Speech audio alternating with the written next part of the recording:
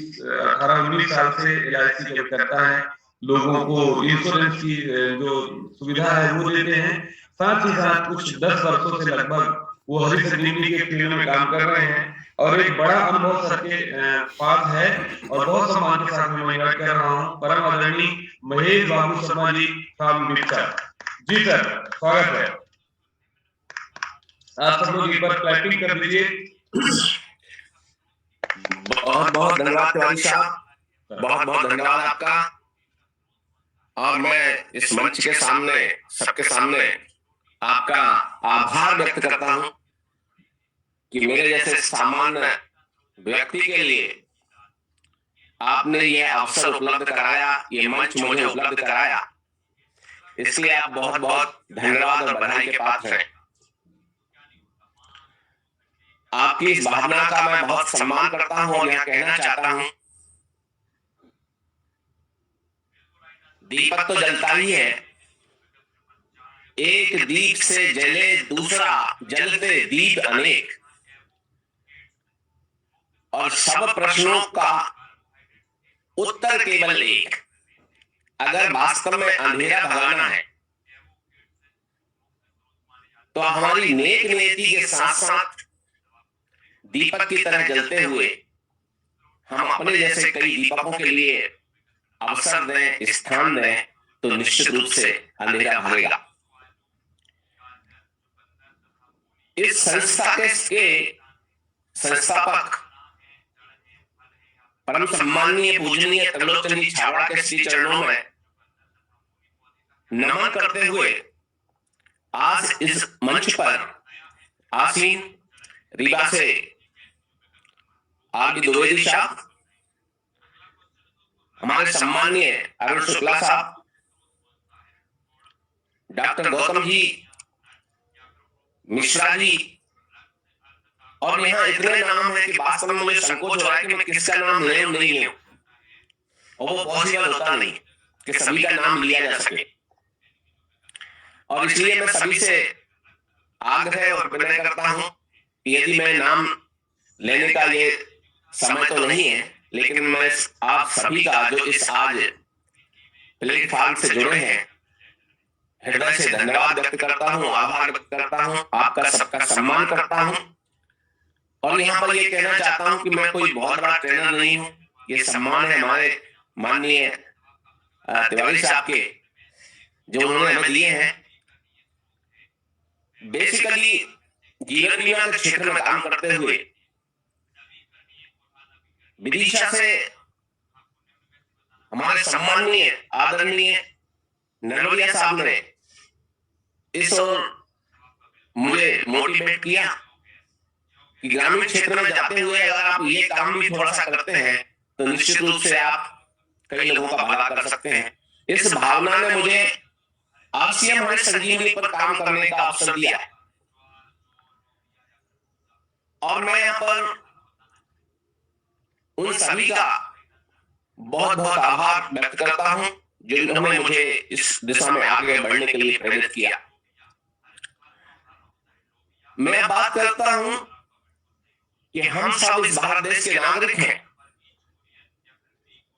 यहाँ के हवा, जल, मिट्टी, संसाधनों का हम सभी उपयोग और उपभोग करते हैं और इसलिए हमारी नैतिक रूप से, प्राकृतिक रूप से, ईश्वरीय रूप से ये जिम्मेदारी बन जाती है कि इस देश के प्रति हम अपना कर्तव्य पूरी तरह से निर्वहन करें।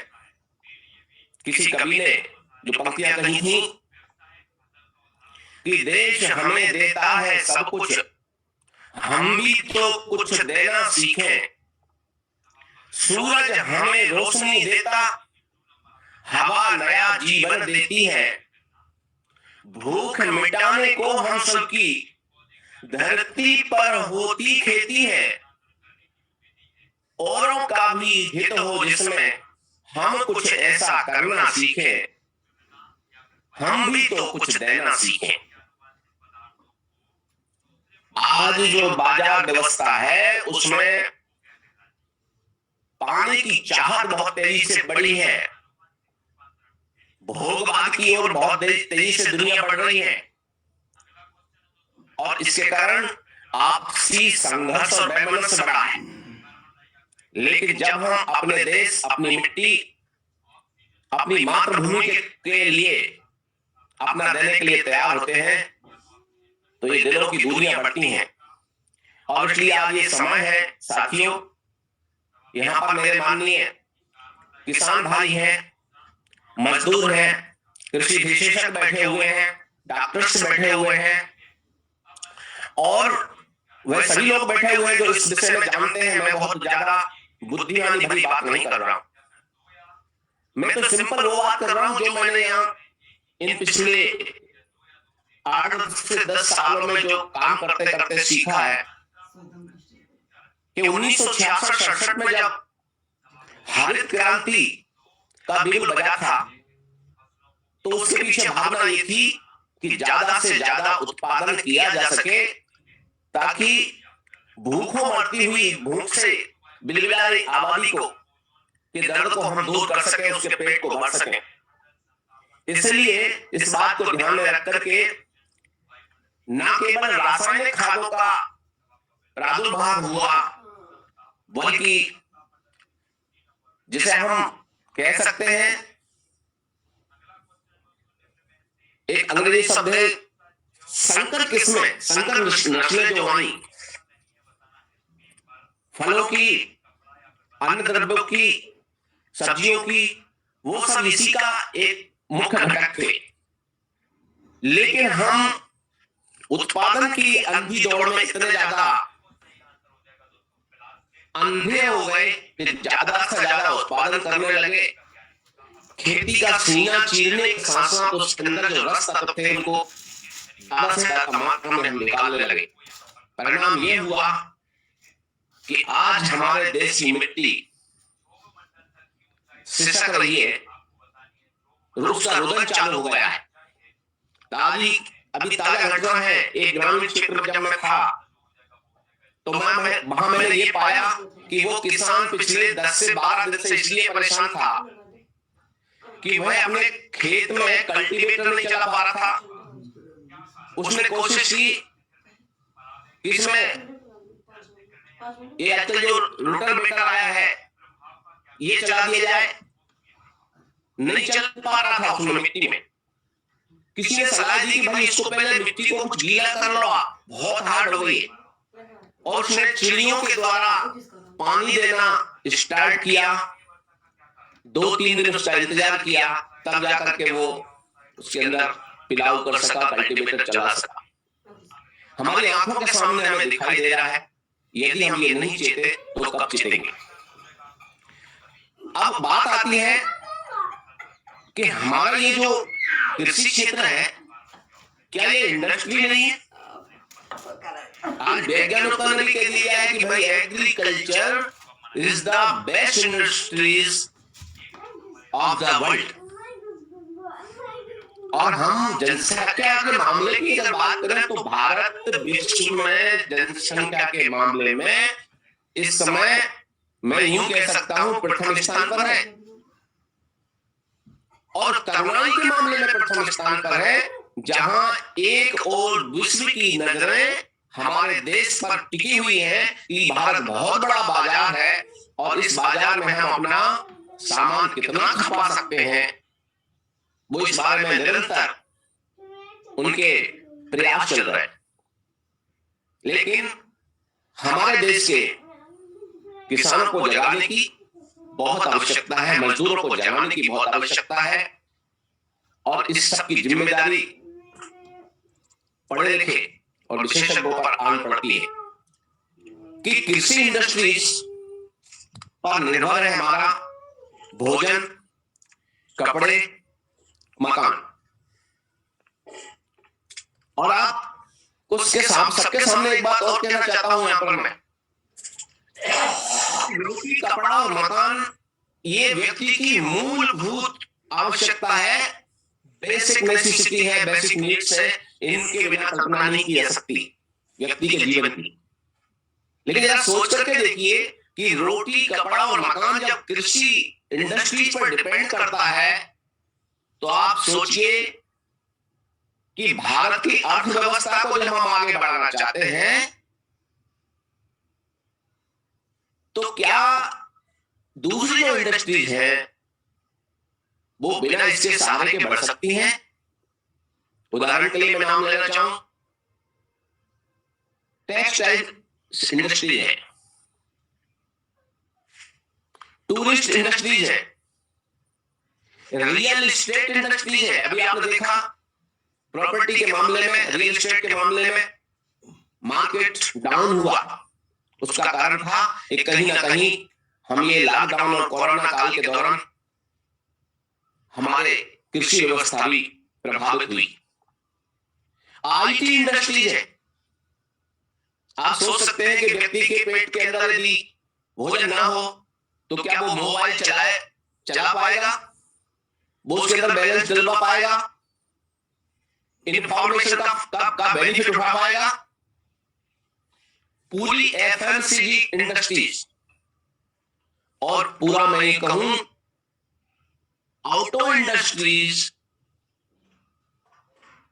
आज इस इंडस्ट्री, कृषि इंडस्ट्रीज के बिना इनकी कल्पना नहीं की जा सकती। तो हमारी पूरी जिम्मेदारी है कि हम हरित संजीवनी के माध्यम से सभी हमारे किसान भाइयों को, खेती के अंदर काम करने वालों को जागृत करें और उन्हें मोटिवेट करें, उनको सिखाने का और स्वयं सीखने का प्रयास करें। मैं आगे बढ़ते हुए बताना चाहता हूं कि जब हम आरसीएम के डिस्ट्रीब्यूटर्स हैं और हम आरसीएम में काम कर रहे हैं, तो क्यों ना हमें प्रोडक्ट की जानकारी होना चाहिए। मैं ये नहीं कहता कि एक व्यक्ति सारे प्रोडक्ट की नॉलेज, जानकारी कैसे रख सकता है।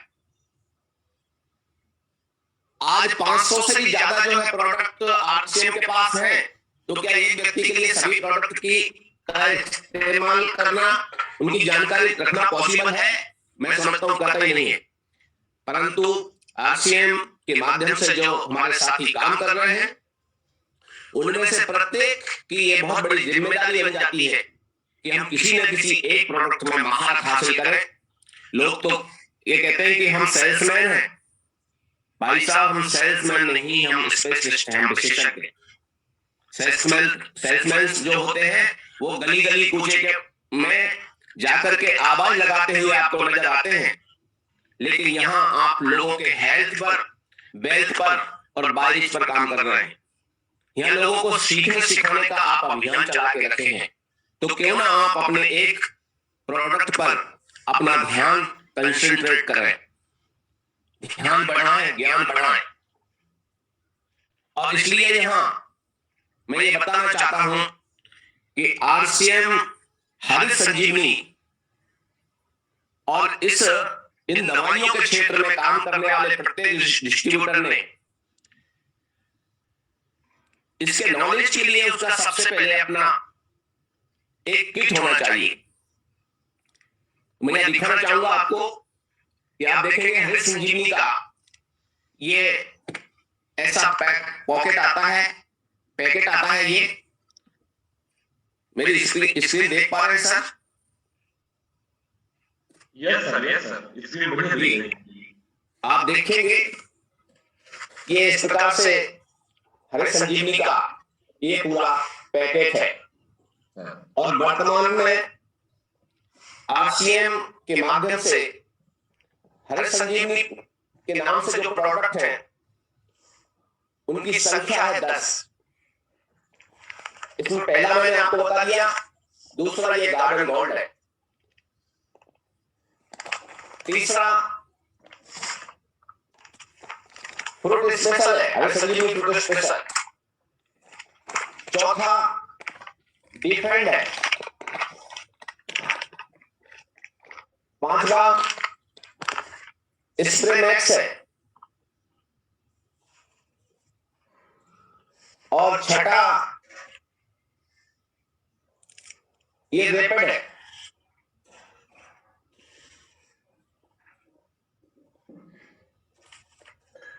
सातवां श्योर शुगर, जो यदि आप लोगों ने देखा हो या जिन साथी को जानकारी में हो, क्योंकि हमारे क्षेत्र में गन्ने की ज्यादा पैदावार नहीं है, यहां पर देख रहे हैं ये जो है ये श्योर शुगर है।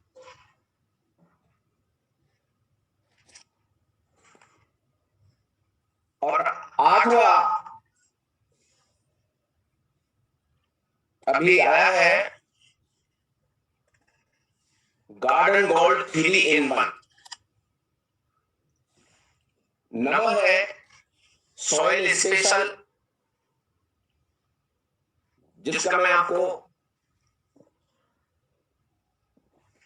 एक फोटो दिखा सकता हूं। आप देखेंगे तो इसको यूट्यूब पर भी सर्च कर सकते हैं, फेसबुक पर भी सर्च कर सकते हैं। और 10वां है मीलो, जो भी अवेलेबल नहीं है। यहाँ पे कुछ प्रोडक्ट हमारे जो पिकअप सेंटर से उन पर अवेलेबल है नहीं, इसलिए अवेलेबिलिटी नहीं होने के कारण मैं आप लोगों को बता नहीं पा रहा हूं। अब मैं बात करता हूं कि हरित संजीवनी का इस्तेमाल कैसे करें। तो पहली बात यह कि जब आप किसानों के बीच में जाते हैं, ग्रामीण क्षेत्र में जाते हैं, तो आपकी चर्चा क्या होना चाहिए, डिस्ट्रीब्यूटर ने क्या बात किसान के सामने रखना चाहिए, कैसे सुनेगा वो आपकी बात। उसके को बोरे भर भर के जो है यूरिया डीएपी डालने की आदत बनी हुई है, कैसे आप मोटिवेट कर पाएंगे उसको। तो प्रथम दृष्टि में दिमाग में ये बात रखें कि भाई साहब, हरित संजीवनी कोई खाद नहीं है, ये दवा है, दवा। और आप समझते हैं कि दवा उपचार के लिए की जाती है। आज हम खेती का उपचार करना चाहते हैं। ये जो खेती आपकी बंजर बन रही है, ये खेती की जो मिट्टी है वो पत्थर हो रही है, हार्ड हो गई है,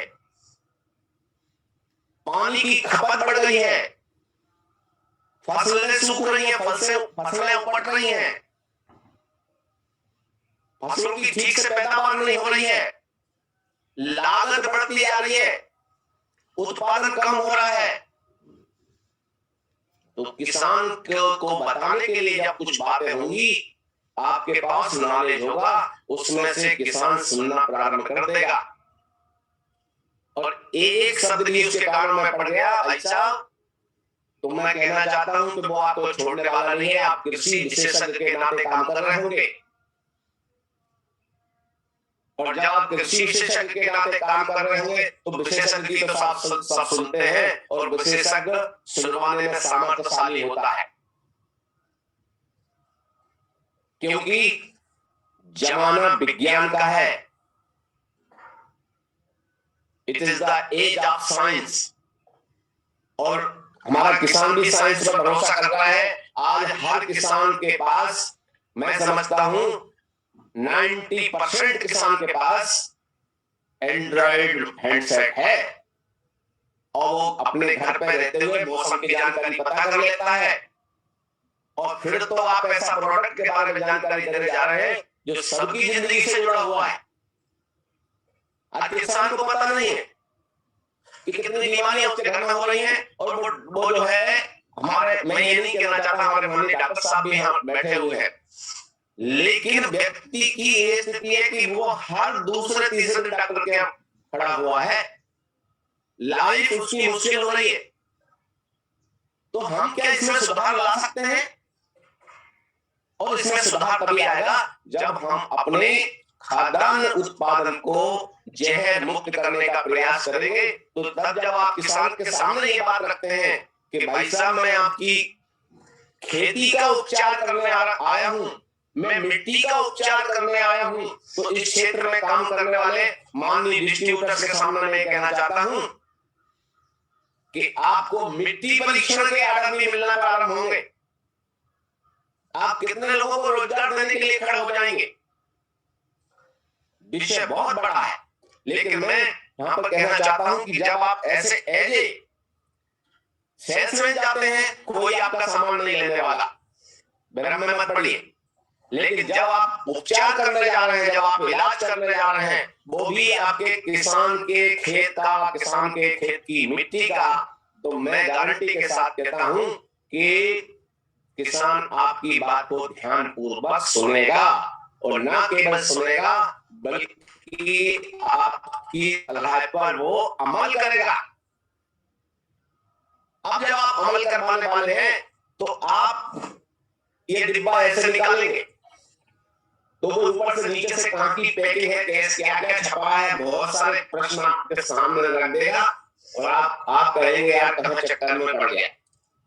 ऐसा नहीं सोचने का, आपको कहना है कि भाई साहब कुछ हमारे किसान भाई जो कुछ पढ़ लिखना जानते हैं वो कौन कौन है। आपके घर में आपका बेटा पढ़ रहा होगा, एक 60 साल का किसान कहता है भाई मेरे को पढ़ना नहीं आता, पिछले 50 साल से खेती कर रहा हूं, मैं 40 साल से खेती कर रहा हूं, वो उसी में मस्त है।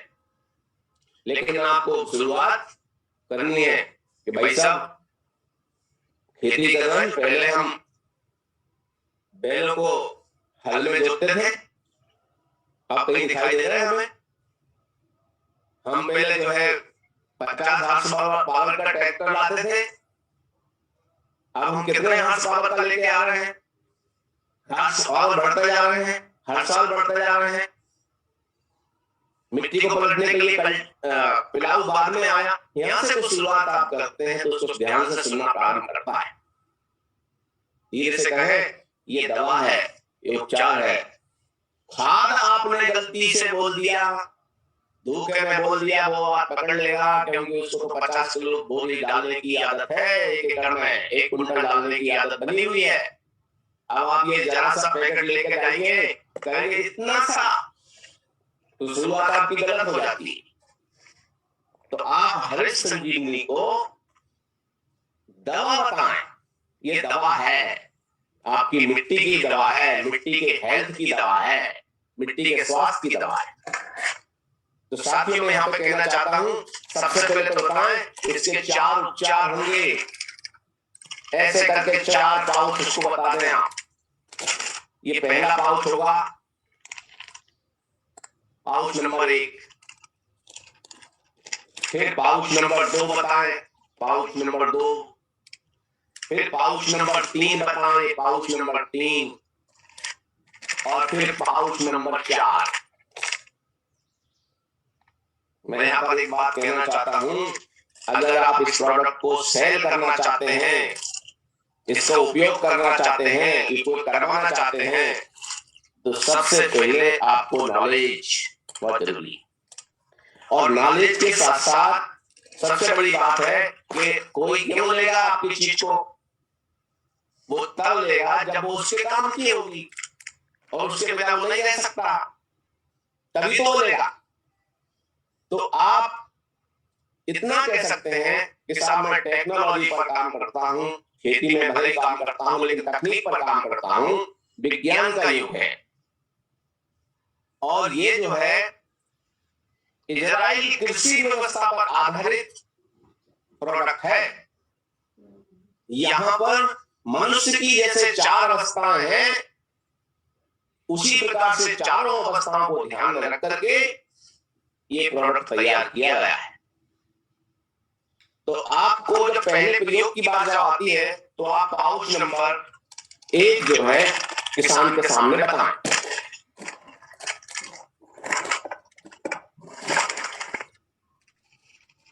साहब ये पाउच नंबर 1 है, इसमें हिंदी में भी लिखा है, अंग्रेजी में भी लिखा है, लेकिन यहाँ पर मैं डिस्ट्रीब्यूटर साथियों को एक बात कहना चाहता हूं, ये हरित संजीवनी के जो पैकेट है, इस पैकेट के अंदर एक छोटा पैकेट आता है, एक बड़ा पैकेट आता है, 2 प्रकार के ऐसे पैकेट आते हैं हरित संजीवनी के। उसमें एक आधा एकड़ के लिए है और बड़ा वाला 1 एकड़ के लिए है। ये 2 प्रकार की पैकिंग में है। तो यहाँ पर जो बड़ा वाला पैकेट है, ये पैकिंग है, ये जो है 2 बीघा के लिए हमारे विदिशा जिले में बीघा चल रहा है। और छोटा वाला जो है वो 1 बीघा के लिए यानी आधे एकड़ के लिए। तो ये आपको आपके यहाँ जो मेजरमेंट होगा जमीन का उसके हिसाब से आप काम करें। तो पहला पाउच जो है वो अगर 1 एकड़ का है तो वो 250 ग्राम का है, और आधे एकड़ का है तो 125 ग्राम का है। अब हम बात करते हैं कि कुछ किसानों के मन में ऐसा भाव आ रहा होगा कि साहब कब डालें इसको, कैसे डालना है। तो इसको डालने का एक तरीका है कि जब किसान खेती को तैयार कर रहा है, यानी बोनी की तैयारी से पहले भी वो 1 बार 2 बार खेती की उल्टा पलटी करता है, और अलग अलग नाम प्रचलित हैं अपने अपने क्षेत्र में मिट्टी को खेती मिट्टी को तैयार करने के, क्योंकि बोने लायक जब तैयार करना है तो उससे पहले उसको 2-3 प्रक्रियाएं करना पड़ती हैं। तो आप क्या करें, इसको खेत में सूखे खेत में फिकवा दें। और सूखे खेत में कैसे फिकवाएं, तो मैं आपको एक छोटी सी पिक्चर बता रहा हूं। मैं विदिशा में रहता हूं, लेकिन भोपाल से हमारे एक सज्जन हैं और सुजीत जी जाट करके, उनको जानकारी मिली हमारे अपने बंधुओं से, और उन्होंने मेरे से ये प्रक्रिया को पूछा। तो मैंने एक छोटी सी पिक्चर आपको दिखा रहा हूं कि उन्होंने किस प्रकार से खेत में डालने के लिए को तैयार किया है। तो आप सभी साथी यहाँ पर थोड़ा सा ध्यान देने का प्रयास करेंगे कि किस प्रकार से उन्होंने इसको तैयार किया है, और उन्हीं के द्वारा भेजी गई वीडियो मैं आप लोगों को दिखाना चाह रहा हूं, जिससे सभी लोग लाभान्वित होंगे कि हाँ हम इस प्रकार से कर सकते हैं। तो जब आप खेत में पहले पाउच का प्रयोग कर रहे हैं,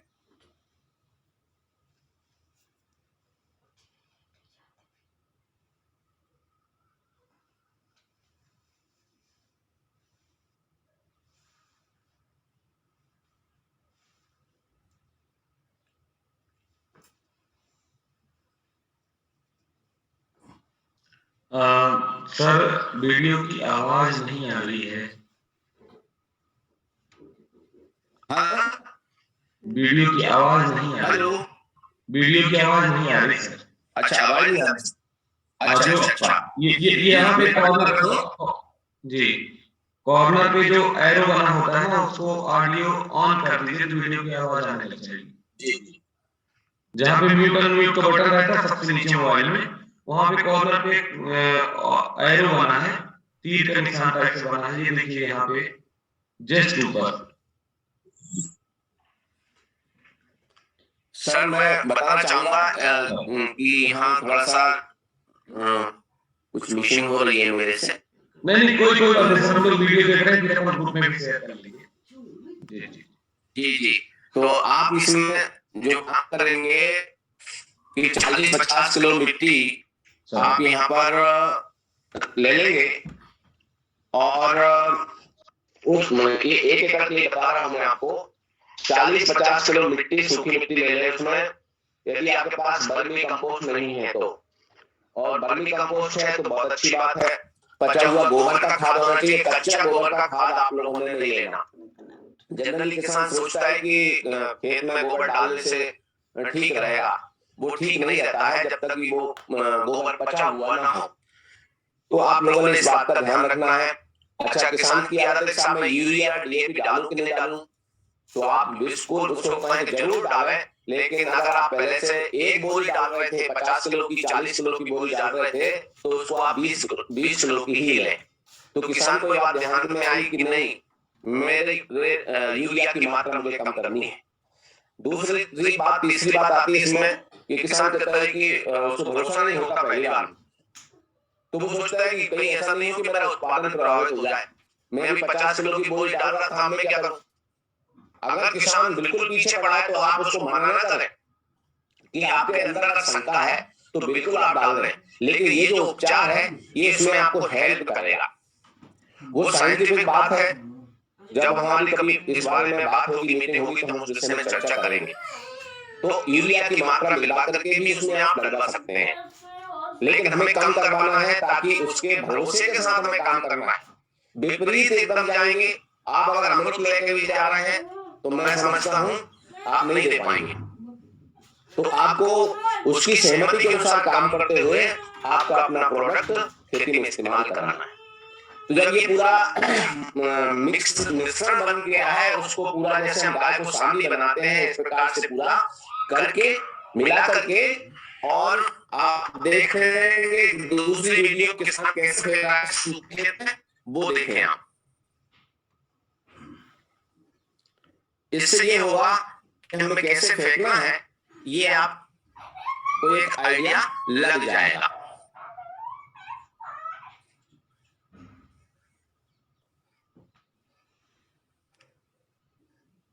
क्योंकि कहीं ना कहीं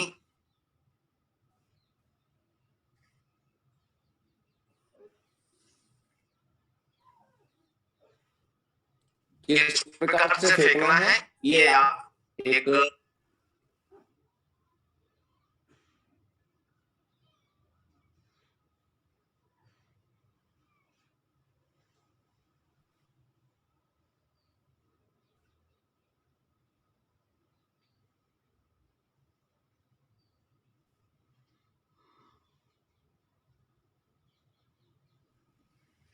अब आपने देखा होगा कि किस प्रकार से एक किसान और अपने खेत में उस मिश्रण को फेंक रहा है।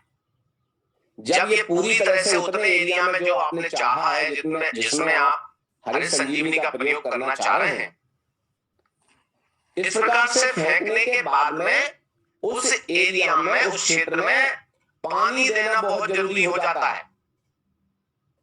अब मैंने कई बार फील्ड में जाते हुए देखा है किसानों को कि पानी देंगे तो वो इतनी तेजी से पानी देते हैं कई बार कि पानी वो या तो खेत की मेड़ से बाहर जाने लगता है या दूसरे खेत में जाने लगता है, या उस बहुत तेज गड्ढा बन जाता है, जैसे बहुत तेजी से पानी उसमें से बहते हुए वहां की मिट्टी को बहा के ले जाता है। तो हमने इस बात का ध्यान रखना है कि जो हमारे किसान साथी अपने मजदूरों से भी यदि काम कराते हैं तो उन पर निगरानी रखना ये बहुत जरूरी है। क्योंकि आप नाम के किसान नहीं है, आप काम के किसान हैं। तो बहुत लोग जो नाम का किसान लिए घूम रहे हैं, उन साथियों से मैं आग्रह करना चाहता हूं कि कम से कम जो आपके यहाँ कर्मचारी लोग काम कर रहे हैं उनको जाकर के जरूर देखें और सलाह दें कि जब आपने जो मटेरियल उस खेत के अंदर फेंका है वो मिट्टी में जाना चाहिए, और ये हम पूरी तरह से मिट्टी का उपचार कर रहे हैं। यानी pouch number 1, it is treatment for your soil health. आपका जो एग्रीकल्चर लैंड है उसके स्वास्थ्य सुधारने वाला पाउच है ये। अब बात ये आ जाती है कि भैया स्वास्थ्य सुधारने में ये करेगा क्या, क्या स्वास्थ्य सुधारेगा? क्योंकि वहां किसान इस तरह की बात भी करता है, तो मैं आपको एक एक करके इसके कुछ पॉइंट हैं वो पढ़ के सुना दे रहा हूं कि जमीन में रसायन के अघुलनशील घटकों को घोल देता है। आप पहले से पेस्टिसाइड डालते आ रहे हैं कि नहीं? कभी आपको 1 एकड़ में आधा किलो यूरिया से काम चल जाता था, 500 ग्राम से काम चल जाता था, आज 5000 ग्राम से भी काम नहीं चल रहा है। आप 500 से लेकर के 5000 ग्राम यूरिया तक की मात्रा पर पहुंच गए हैं। क्या इससे आपकी मिट्टी के अंदर पॉलीथिन पैदा नहीं हुआ? सिंथेटिक कचरा इसके अंदर नहीं बढ़ा है। ये किसान को बताना है ये हार्ड होने का कारण क्या है मिट्टी। तो जब ये उन रसायनों को घोलेगा तो आपकी मिट्टी भूरी होगी, आपके जमीन में, उस मिट्टी में नमी बढ़ जाएगी। और आप देखते हैं कि जिस तरह से आपने पौधा देखा होगा उसमें मुख्य जड़ रहती है, वो केवल मुख्य जड़ पौधे का को सीधा रखने में मदद करती है, पौधे को खड़ा रखने में मदद करती है मुख्य जड़। लेकिन उसमें सेकेंडरी जो जड़ होती हैं, और जड़ों में भी रूट हेयर्स रहते हैं जिनसे उसको सूक्ष्म तत्व चाहिए, भोजन चाहिए, जमीन से खींचने के लिए रस चाहिए। वो नहीं तैयार हो पाते तो पौधा मर जाता है। जिसे हम कई बार कहते हैं यार वो उकड़ रही है जमीन। जमीन क्या उकड़ रही है, आपका पौधा उकड़ रहा है। उकटा लग गया, उकटा रोग, उघरा रोग, ऐसा जो कहते हैं। तो आपने इस बात का ध्यान रखना है कि इसको जब आप डलवाते हैं तो इससे आपके सूक्ष्म जड़ों की वृद्धि होने लगती है, जड़ों को बनने में सुविधा होने लगती है, और जिस जमीन में पानी रुकता नहीं था उस जमीन में पानी की स्थिरता में मदद होने लगती है, नमी लंबे समय तक रुकने लगती है। और जब नमी रहती है तो जड़ों को बनने में भी सुविधा रहती है, नई नई जड़ें आती हैं। आपने देखा होगा कि मनुष्य के सिर में भी जो हेयर्स रहते हैं वो झड़ने लगते हैं ना, और नए भी आते हैं, दोनों प्रक्रियाएं हैं। सेम वैसी यहां पर अवस्था है कि यदि आपकी मिट्टी रिच है तो उसकी जड़ें भी बराबर रिच बनी रहेंगी। पुरानी जाएंगी तो नई जड़ें आ जाएंगी, पौधा बना रहेगा, उसकी आयु के अनुसार वो अपना भोजन ग्रहण करने में समर्थशाली होगा। आप भोजन किसको दे रहे हैं? पौधे को ही देंगे ना। तो पहले मिट्टी को तो भोजन दीजिए। तो हम पहला जो मिट्टी का उपचार है वो हमारा पहले पाउच से कंप्लीट होता है। इसमें और बात आती है कि भाई नमी बढ़ेगी और इसमें ऑर्गेनिक कार्बन बढ़ेगा, और जो यूरिया किसान देता है, तो यूरिया जब किसान देता है तो आप देखते हैं कि उसमें 60% जो है सिंथेटिक कचरा पहुंचता है, तब जाके यूरिया 40% जमीन को मिल पाता है। तो ये इस रेशो में वो जो सिंथेटिक कचरा है उसको खत्म करेगा ये, और सिंथेटिक कचरा खत्म करेगा तो नाइट्रोजन की मात्रा भी पर्याप्त बनी रहेगी। जितनी जरूरत होगी पौधे को उतना नाइट्रोजन वो ले लेगा। और जब पौधे को अपनी आवश्यकता के अनुसार, उम्र के अनुसार उसको भोजन मिलेगा तो आपका पौधा स्वस्थ क्यों नहीं रहेगा? और जब आपका पौधा स्वस्थ रहेगा तो अच्छे फूल उसमें क्यों नहीं आएंगे? और जब अच्छे फूल आएंगे तो अच्छे फल क्यों नहीं आएंगे?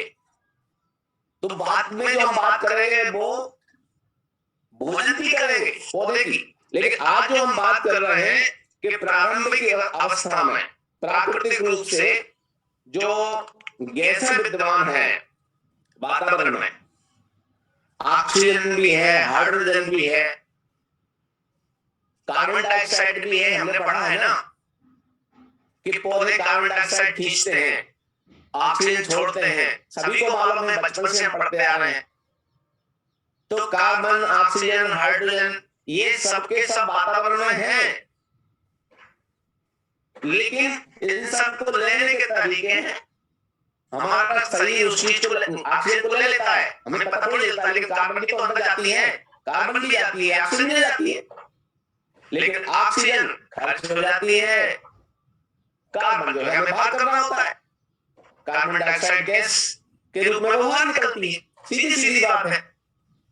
तो अब इसमें मुख्य खाद में जो आपको के पौधे को नाइट्रोजन मिलना है, फास्फोरस मिलना है, पोटेशियम मिलना है, ये तीन मुख्य खाद जो है वो आपके पौधे को मिल जाए, और उसमें जो बीच की बाधाएं जो आती हैं, जिन्हें आप बोलते हैं कि भाई उसमें पॉलीथिन बढ़ गया है, रसायन तत्व ऐसे बढ़ गए हैं, ऐसे ऑक्सीडेंट उसके अंदर बढ़ गए हैं जो पौधे को भोजन पहुंचने में परेशानी हो रही है। इसके डालने से, पाउच नंबर 1 के डालने से आपके पौधे को मिट्टी से भोजन खींचने में और अपनी जड़ों के विकास करने में और लंबे समय तक नमी बनाए रखने में बहुत बड़ी मदद मिलती है। अब इसका दूसरा पार्ट मैं आपको बता दूं, एक किसान ये कहता है कि भाई श्रीमान, मैंने अपनी फसल को तो बो दिया है, फसल जमीन से निकल भी आई है, अब क्या करूं मैं? वो यही उलझ के रह जाता है। तो उस किसान के लिए आप ये कह रहे हैं कि मिट्टी, खेत की मिट्टी या खेत को तैयार करने के समय से लेकर के और आपने उसमें रोपण कर दिया है, बीज बो दिया है, बोनी बो हुई है आपकी, तब से लेकर के अगले 30 दिन तक, यहां तक कि 40 दिन तक भी, क्योंकि ये मिट्टी का उपचार है। प्रथम अवस्था में जिस प्रकार से बालक अपनी मां के पेट में ही भोजन ग्रहण करता है। हेलो, पेटीएम करो। ये सर बिल्कुल एक चीज हम सब लोग नोट कर रहे हैं, बहुत मैं बोलता जाऊं, कई बार आवाज पहुंचती नहीं है। सर आप संख्या बिल्कुल देख पा रहे होंगे कि बिल्कुल संख्या इधर उधर नहीं हो रही, हम लोग बिल्कुल सब लोग लिख रहे हैं एक चीजों को। तो जिस प्रकार से बालक मां के गर्भ में से भोजन ग्रहण करता है, उसको बाहर से भोजन देने की जरूरत नहीं होती है, ठीक उसी प्रकार आपने जो मिट्टी में बीज डाला हुआ है, बोनी से लेकर के अगले 30 दिन 40 दिन तक भी आप इस पहले प्रयोग को करवा दें, खेत में फिकवा दें, मिट्टी में फिकवा दें, ड्रिप इरिगेशन से दे दें, ड्रिचिंग से दे दें। जो किसानों को विधियां मालूम है कि मिट्टी में कोई भी हम दवा फेंकते हैं, कैसे फेंकते हैं, वो सारी विधियों से आप पहले उपचार को मिट्टी में जाने दें। कोई भी शंका करने की आपको जरूरत नहीं है, क्योंकि हम उपचार कर रहे हैं और मिट्टी में मिलकर के ये काम करने लगेगा। बस आपको एक ही बात यहां पर ध्यान रखने की है कि पानी देना अत्यावश्यक है। इतना पानी तो दें ताकि दवा अपनी क्रियाशीलता को बढ़ा सके, अपनी एक्टिविटीज को बढ़ा सके, और इसलिए इस बात का ध्यान रखें। यहां पर पहले पाउच की बात मेरी पूरी होती है हरिसंजीवनी के, और दूसरे पाउच की और उसके प्रयोगों की चर्चा हम बाद में कर सकेंगे, क्योंकि समय हमारा पूरा होता है और मेरी बात यहां पर पूरी होती है। यदि कुछ हमारे बंधुओं के, साथियों के कुछ प्रश्न होंगे तो जरूर हमारे तिवारी साहब सुनेंगे और मेरे माध्यम से मैं कोशिश करूंगा कि उनके सवालों के जवाब मिले। तो बहुत बहुत धन्यवाद सर, धन्यवाद। बहुत बहुत धन्यवाद सर। एक बार मैं चाहूंगा कि सभी साथी बिल्कुल अंतर मन से सर के लिए क्लैपिंग करेंगे। जितनी खूबसूरत जानकारी सर आप सैनिक के परिवार से हैं, तो बहुत सारी चीजें आज आपने हमें बताई हैं सर, और हम सब इसका पालन करेंगे। और आप संख्या देख रहे हैं कि लगातार 200 की संख्या है, और सभी हमारे सीनियर साथियों के सहयोग और मार्गदर्शन से आज की मीटिंग सफल हुई है। अब मैं बिल्कुल संक्षिप्त शब्दों में, अगर कुछ साथियों के सवाल हैं तो संक्षिप्त शब्दों में अपना अपना सवाल सिर्फ दोहराएंगे, आज परिचय नहीं देंगे, सिर्फ अपना सवाल बताएंगे। तो मैं एक तरफ से लिखता जाऊंगा और मैं सारे सवालों का जवाब एक साथ सर से चाहूंगा कि मैं सारे सवाल लिख लूंगा। इसके बाद मैं सर को इनवाइट करूंगा कि सर हैंड रेज करके और